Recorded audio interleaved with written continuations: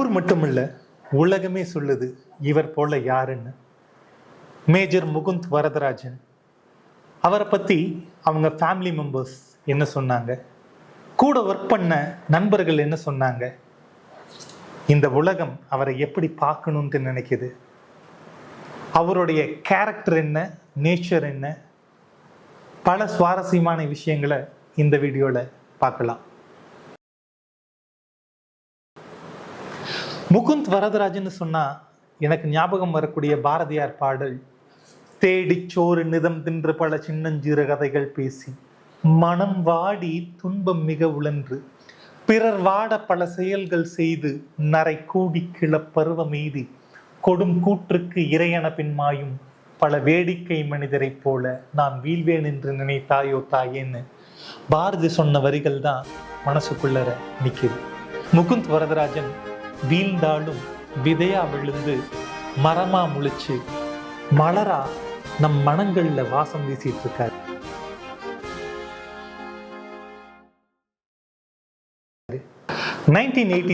April 12 ஒரு middle class ஃபேமிலியில வரதராஜனுக்கு மகனா பிறக்கிறாரு முகுந்த். தான் கூட ஒரு சிஸ்டர். சின்ன வயசுலயே அவருக்கு ஆர்மி மேல பெரிய ஆர்வம். காரணம், அவருடைய தாத்தாவும் மாமாவும் ஒரு மிலிட்ரி பீப்புள். அந்த ஆர்வத்தின் காரணமா அவருடைய பர்சனாலிட்டிஸ் பில்ட் ஆச்சு.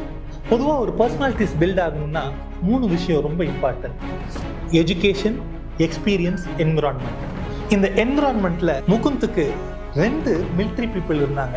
ஒன்று அவருடைய தாத்தா, இன்னொன்று அவங்க ஒரு மாமா. அதனால சின்ன வயசுலயே தானும் ஒரு மிலிட்ரி ஆபீசர் ஆகணும் அப்படின்ட்டு ஆசைப்பட்டாரு. ஸ்கூல் டேஸ்லயே என்சிசில சேர்ந்து சி சர்டிபிகேட் முடிச்சாரு. அது மட்டும் இல்ல, 2006 ராஜ்புத் ரெஜிமெண்ட் ஃபோர்ஸ்ல தன்னை இணைச்சுக்கிட்டு லெப்டினன்டா ஜாயின் பண்றாரு. கண்டினியூஸ் ஹார்ட் ஒர்க் அண்ட் டெடிகேஷனோட ஒர்க் பண்ணதுனால 2 வருஷத்துல கேப்டனாவும் ப்ரொமோட் பண்றாங்க. இந்த டைம்ல தன்னுடைய டீமை பெஸ்டா லீட் பண்ணாங்கன்ட்டு நிறைய ஃப்ரெண்ட்ஸ் சொல்லியிருக்காங்க. லீடர்ஷிப்ல நிறைய வகை இருக்கு. ஆட்டோகிராட்டிக், ஹிட்லர் மாதிரி செய் அல்லது செத்து மடின்னு சொல்றாங்க. 2வது டெமோக்ராட்டிக் பீப்புள், செய்வோம் அல்லது செத்து மடிவோம் அப்படின்னு சொல்லக்கூடியது. ஆனா முகுந்த் ஒரு லெஜெண்டரி லீடர். செத்தாலும் நான் சாகுறேன்னு முன்னாடி நின்று போர் புரியக்கூடிய ஒரு குணம் படைத்தவர். தன்னுடைய டீமை எப்பயுமே ஒரு நல்ல கேரிங்கோட பார்த்துக்கக்கூடிய நேச்சர் அவர்கிட்ட இருந்துச்சு. அத்தாரிட்டேட்டிவா இல்லாம ஃப்ரெண்ட்லியா எல்லாத்துக்கும் என்ன வேணுமோ அவுட் ஆஃப் த பாக்ஸ் போய் ஹெல்ப் பண்ணக்கூடிய ஹெல்பிங் நேச்சர் அவர்கிட்ட அதிகமா இருந்திருக்கு. இந்த டைம்ல அவருடைய காலேஜ் ஜூனியர் இந்து ரிபேக்கா கூட லவ். 2009 அந்த லவ்வும் மேரேஜா கன்வெர்ட் ஆகுது.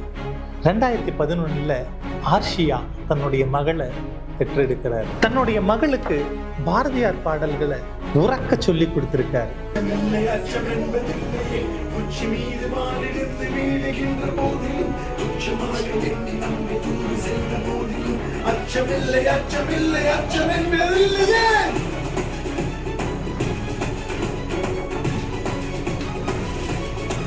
தன்னுடைய குழந்தைகளுக்கு பிரேவ்னஸையும் கரேஜையும் சொல்லி கொடுத்து தான் வளர்த்திருக்காரு முகுந்த் வரதராஜன். 2012 ரெஜிமெண்ட் ரைஃபிள்ல ஜாயின் பண்றாரு. இது மிலிட்ரியில போகக்கூடிய பலருக்கும் கனவா இருக்கக்கூடிய ஒரு கேம்ப். அதுல அவருக்கு போஸ்டிங் மேஜராகவும் கிடைக்குது. ஜம்மு அண்ட் காஷ்மீர்ல சோபியாங்கிற பகுதியில போஸ்டிங் கிடைக்குது. ஜம்மு அண்ட் காஷ்மீர் அப்படின்னாவே தீவிரவாதம், வெடிகுண்டு, பல பிரச்சனைகள் இருக்கக்கூடிய பதட்டமான பகுதி. ஜூன் 2013 யாச்சு கச்சுங்கிற வில்லேஜ்ல ஒரு ஆப்பிள் தோட்டத்துல ஒரு தீவிரவாதி பதுங்கி இருக்கிறதா தகவல் வருது. அவன் பெயர் அல்தாஃப் பாபா. பல தீவிரவாதிகளை உருவாக்கக்கூடிய வேலைகளை செஞ்சிட்டு இருந்த அல்தாஃப் பாபாவை 6 மெம்பர் கொண்ட குரூ முகுந்த் வரதராஜன் தலைமையில போறாங்க. அங்க பதுங்கி இருக்கக்கூடிய தீவிரவாதி இருக்கிறாங்கிற தகவல் வந்துருச்சு. அந்த வில்லேஜில் தீவிரவாதிகளுக்கு அதிகமான சப்போர்ட் இருந்ததுனால இந்த மாதிரி ஒரு டீம் உள்ள வந்திருக்காங்கிற தகவல் அவங்களுக்கு போயிடுச்சு. உடனே தீவிரவாதிகள் எதிர் தாக்குதல் நடத்துறாங்க. அவங்க கிட்ட இருக்கக்கூடிய AK-47 மூலியமா கண்டினியூஸா இவங்க மேல ஷூட் பண்றாங்க. அதை கவனிச்ச முகுந்த் இது ஒரு ஆட்டோமேட்டிக் AK-47 அப்படிங்கிறத அப்சர்வ் பண்றாரு. அது ஆட்டோமேட்டன் மோடுல இருந்து மேனுவல் மோடுக்கு மாறுது. மேனுவல் மோடுல மாறுறத கவனிச்ச முகுந்த் வெயிட் பண்ணுங்கன்னு தன்னுடைய குரூக்கு ஆர்டர் இடுறாரு.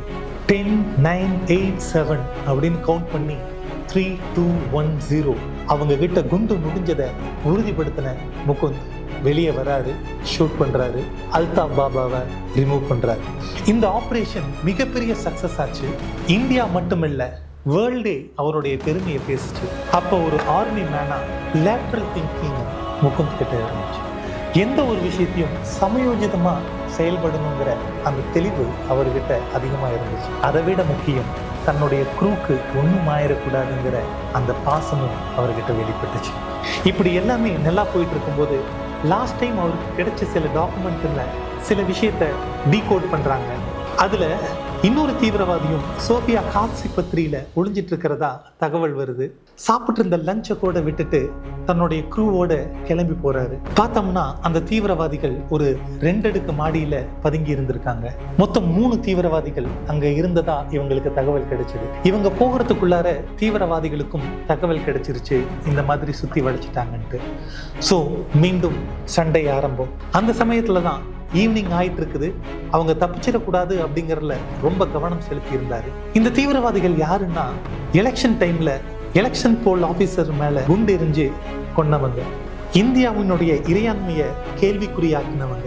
இவங்களை கண்டிப்பா விட்டு வைக்க கூடாதுன்னு முடிவு பண்ண முகுந்த் வரதராஜன் தன்னுடைய க்ரூக்கு ஒரே ஒரு விஷயத்தை தான் சொல்லிட்டு கிளம்பினாரு. இந்த தடவை கட்டாயம் அவங்களை முடிச்சு கட்டுவாங்க. அந்த ஆபரேஷன்ஸ்ல தன்னுடைய டீமுக்கு எதுவும் ஆயிடக்கூடாதுன்ட்டு ரொம்ப தெளிவா இருந்தாரு. கடைசி நேரத்துல இதே ஷூட்டிங்ஸ் நடக்கும்போது அவரும் தன்னுடைய ஃப்ரெண்ட் விக்ரமும் முன்னாடி போறாங்க. 3 தீவிரவாதிகள் உள்ளுக்குள்ள பதுங்கி இருக்கிறாங்க. அவரும் அவருடைய ஃப்ரெண்ட் விக்ரமும் உள்ள போறாங்க. அங்க நடந்த சண்டையில எதிர்பாராத விதமா முதல்ல விக்ரமுக்கு தாடையிலையும் கழுத்துலையும் குண்டுப்பட்டு இறக்குறாரு. விக்ரமுடைய குண்டு சத்தம் கேட்காததுனால அவர் இறந்துட்டாருங்கிறத உணர்ந்தாரு முகுந்த். பின்னாடி பக்கம் போறாரு. அல்தாஃபானி தப்பிக்கிறத பார்த்தவரு he shoot and he made him die. At the time எதிர்பாராத விதமா 3வது தீவிரவாதி shooted at முகுந்த் வரதராஜன். குண்டடி பட்டாலும் அதே நேரத்துல அந்த 3வது தீவிரவாதியும் கொன்னுட்டு அந்த குரூக்கு we won but Vikram is injured அப்படிங்கிற தகவலை கொடுத்துட்டு முன்னாடி வராரு, சரிஞ்சு விழுகிறாரு. ஆஸ்பத்திரிக்கு கொண்டு போற வழியிலேயே உயிர் பிரியுது முகுந்த் வரதராஜன். இயற்கை எதிராக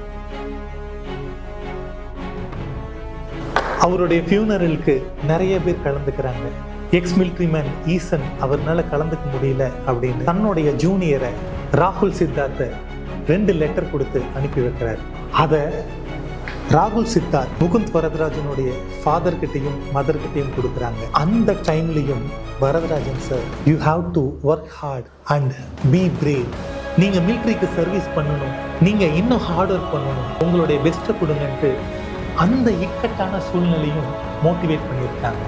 இந்த மாதிரி மற்றவர்கள் வாழ்க்கை நமக்கு கொடுக்கக்கூடிய பாடம் என்ன, அதுக்கு பின்னாடி இருக்கக்கூடிய சைக்காலஜி என்ன, இதை நம்மளுடைய வாழ்க்கையில எப்படி பயன்படுத்தி நாம் ஒரு நல்ல நிலைமைக்கு அடையலாம். இந்த விஷயத்தை தெரிஞ்சுக்கணுன்னா மறக்காம சப்ஸ்கிரைப் பண்ணுங்க, பக்கத்தில் இருக்கக்கூடிய பெல் ஐக்கானை கிளிக் பண்ணுங்க. அடுத்த வீடியோவில் உங்களை சந்திக்கிறேன். It's me signing off CK an optimist. பெரிதினும் பெரிதுகேள்.